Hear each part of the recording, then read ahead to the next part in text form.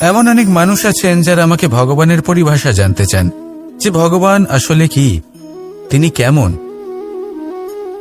এবার দেখুন, ভগবান হোক বা আপনার স্বপ্ন হোক বা আপনার লক্ষ্য হোক না কেন, সেই লক্ষ্য তখনই পূর্ণ হয়, তখনই তাকে লাভ করা সম্ভব যখন আপনার দৃষ্টিভঙ্গি মঙ্গলময় হয়, যখন আপনি নিজে মনে করবেন যে আমি যেটা পেতে চাইছি তা শুভ।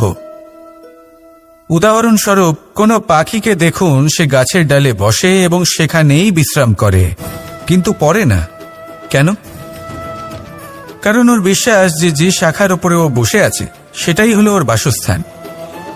যদি আপনি বিশ্বাস করেন তাহলে আপনি পাথরের মধ্যেও ভগবান দর্শন করতে পারবেন, আর যদি বিশ্বাস না থাকে তাহলে যদি ভগবান সামনে দাঁড়িয়েও থাকে তবেও আপনার বিশ্বাস হবে না। তাই বিশ্বাস করতে শিখুন। এই বিশ্বাসের আধারেই আপনি সেই সব কিছু পাবেন যা আপনি পেতে চাইছেন। আসুন আমার সাথে ভালোবেসে বলুন, রাধা রাধা।